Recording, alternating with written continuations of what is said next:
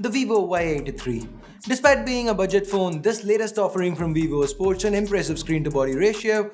So what else does this phone have to offer? Let's find out in this unboxing. Hey guys, Ash here from C4E Tech, and before we get to the video, here's a card to our giveaway. Link as usual in the description, and while you're down there, hit that bell icon to have your favorite team win the World Cup. Okay. Not really, it's for joining a notification squad, which is pretty dope as well.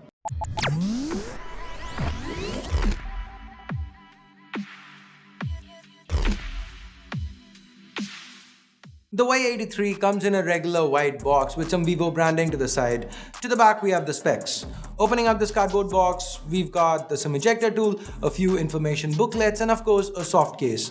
Let's put all those aside and get to the phone itself. We have the black colored variant here. That shiny plastic back looks like it would be a fingerprint magnet. Let's snap the case on, fits snug. Keeping the phone aside for a moment, let's dig in and see what else we have inside this box. There's a basic pair of earphones, a micro USB cable, and a wall adapter. Let's now get back to the Y83. This phone has a single rear camera. Below that, we have the fingerprint sensor and the Vivo branding. Now, while the glossy glass back looks pretty and slick, it is also a fingerprint magnet, which is why the included protective case comes in handy. Going around the sides of the device, the top is left clean. We have the power button and volume rockers to the side, dual SIM plus micro SD card slot to the left, and the speaker, micro USB port and headphone jack reside at the bottom. Turning it around, we have a 6.22-inch 19:9 screen dominating the front of this device. Of course, most of you are well aware what this resolution and aspect ratio means. Yep, there's a notch up front that houses the 8-megapixel selfie camera, sensors, as well as the earpiece. Vivo has done a great job minimizing the bezels here. They claim a 88% screen to body ratio.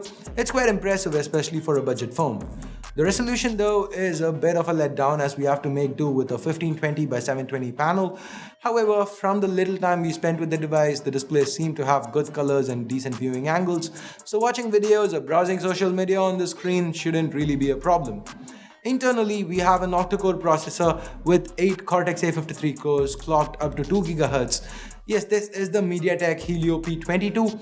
I know, a lot of you are already writing angry comments because it's a Mediatek chip, but at least this time Vivo's using a very recent, very new chip, one that on paper at least seems to be powerful enough. With the PowerVR GE8320 handling GPU duties, it should be a decent performer. Mediatek says this chip is better than the Snapdragon 625, and benchmarks do reflect that, but benchmarks aren't everything. So does this translate to real usage? Only time and testing will tell. Anyway, we also have 4 gigs of RAM to go along with 32 gigs of internal storage.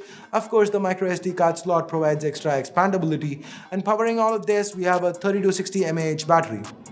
Now that might not sound like much, but the lower resolution screen along with the P22 SoC that's built on the 12nm manufacturing process leaves me hopeful with regards to battery life. By the way, Mediatek also says that the AI functionalities of the P22 will aid with the battery management by mapping user patterns and optimizing performance. And while on the topic of the Helio P22, it's the reason this phone supports dual VoLTE. Now coming to the software side of things, we have FunTouchOS 4.0 running on top of Android 8.1 Oreo. Now as far as features go, FunTouchOS packs a lot of features with gesture support and smart actions baked right into the system. Features like Smart Split are especially handy when it comes to multitasking on such a large screen.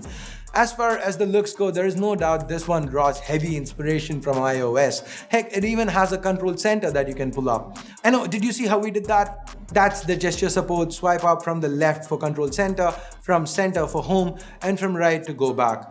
Jumping to the recent app screen is pretty easy too. You just have to swipe up from the center and hold. Kinda messes with quick switch though.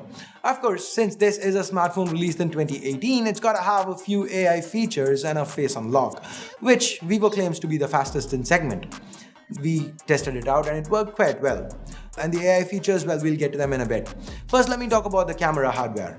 The rear shooter is a 13-megapixel unit with an f2.2 aperture.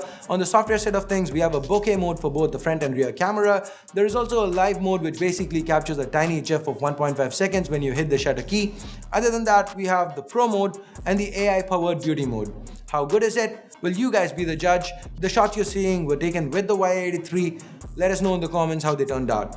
Now let's wrap this one with price. The Y83 is available online as well as offline from $14,990. Now, while there are a lot of options available in this price range, most of them are online only, and some of the popular ones like the Redmi Note 5 Pro or the Zenfone Max Pro are available only through flash sales. So if you're someone who's looking to buy a phone offline or don't want to wait for flash sales, would this be a good pick? Well, we'll have more to say in a full review.